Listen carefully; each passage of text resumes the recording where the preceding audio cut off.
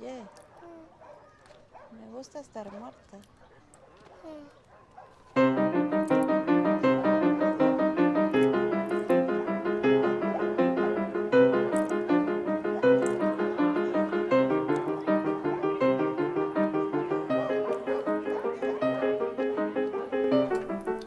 Alfonso Cuaron's latest film, Roma, is a cinematic masterpiece.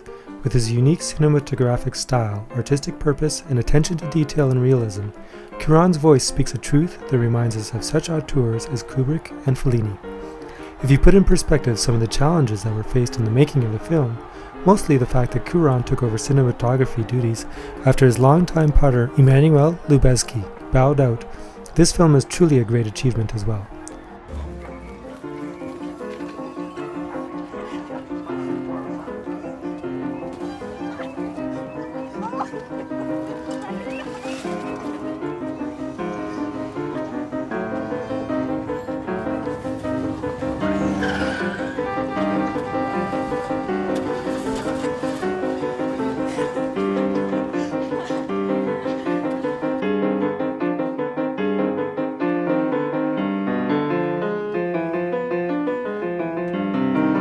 This is a semi-autobiographical film about an indigenous live-in nanny, Cleo, serving an upper-middle-class home loosely based on Alfonso's own family. Set in 1970 and 71 in the Mexico City district of Roma, the plot centers around the real-life events of the Corpus Christi massacre. Among the many themes in the film, the strongest resonating ones are of class, sex, and racial differences. And yet, even though there are many differences between the groups, we find that the struggles they face can be very similar, through which the gaps can be bridged.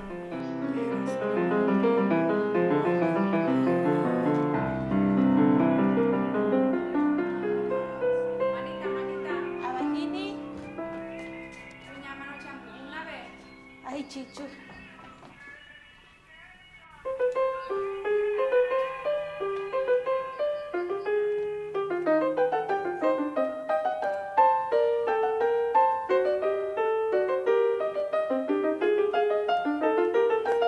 Cuaron showed courage by adopting a 65mm black and white digital approach, writing the script entirely from memories of his childhood and recreating the settings or going to the actual locations, and most profoundly hiring Yalitza Aparicio, who has no film experience before this, to play the lead part of Cleo.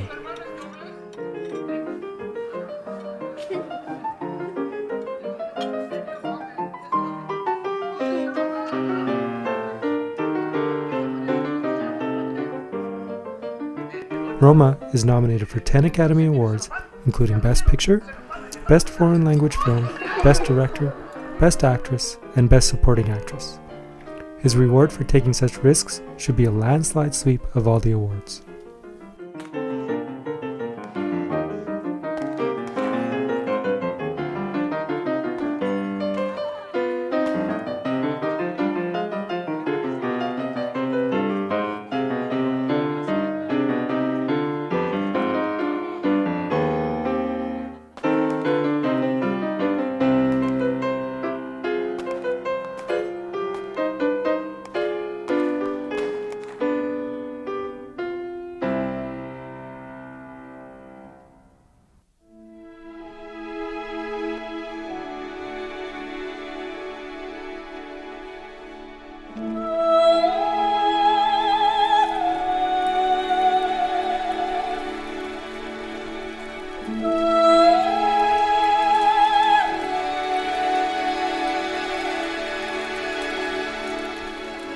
Watching a Cuaron film is like listening to a Bach counterpoint.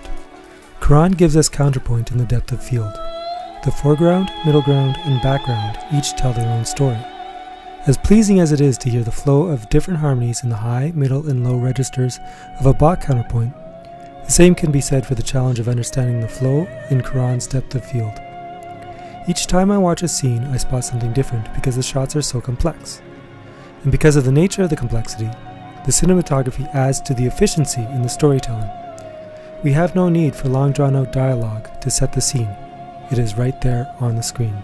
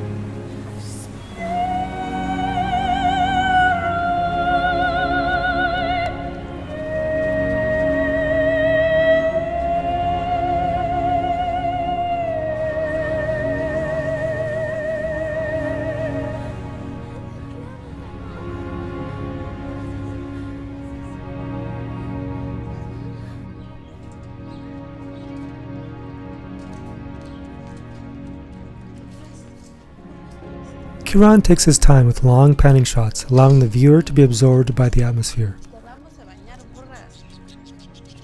Take the first scene, for example. Cuarón rests the camera view on the empty courtyard while Cleo finishes up in the shed. There are no cuts. We are allowed to listen to the birds sing, dogs bark, and water drain. We can breathe and read the story like a painting on the wall.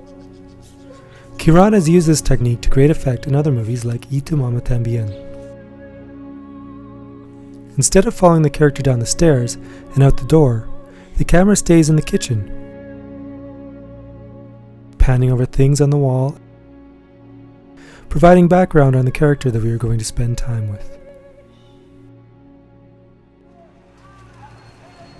Most shots are so complex that they can only be done in one take.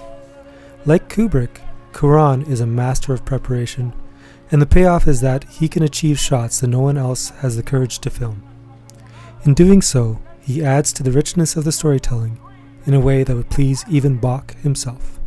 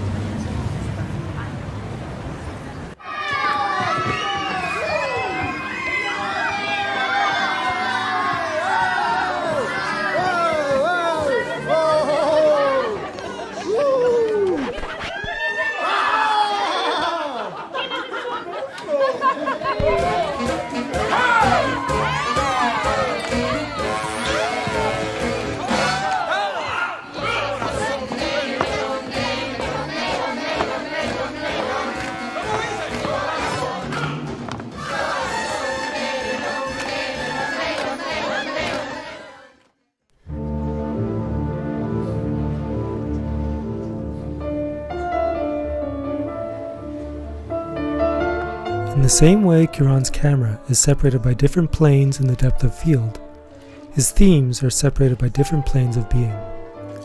Man's fears and desires represented by the earth, and man's divinity represented by the sky.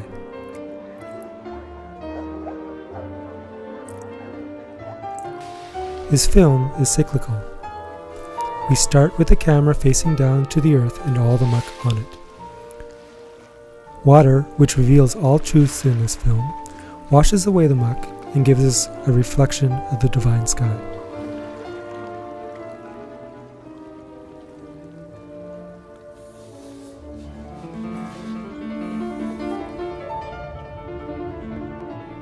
Primarily, it is a film about two women separated by class and race, and yet we find they have the same struggle, the poor treatment by men.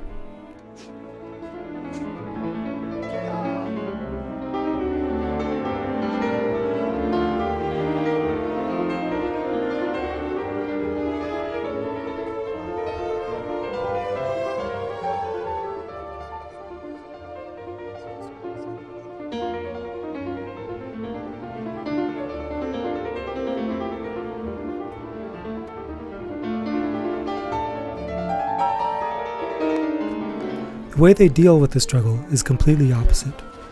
Sophia's reaction to her strained marriage is through chaos.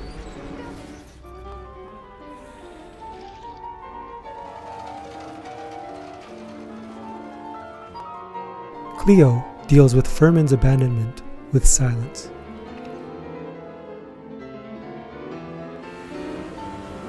It isn't until she emerges from the ocean after rescuing Sophia's children that she can finally vocalize her inner truth.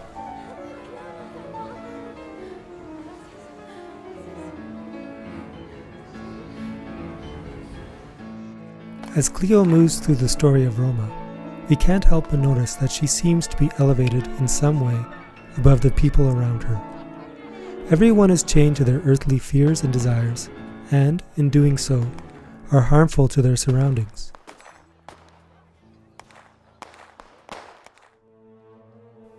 As we see in the demonstration by Zovek,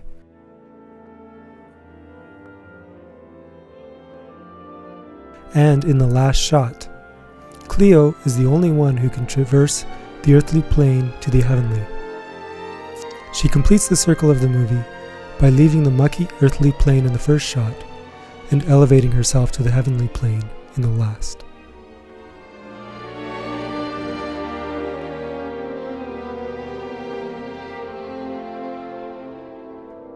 Thank you for watching, and if you liked this video, please hit the like button and subscribe for future videos.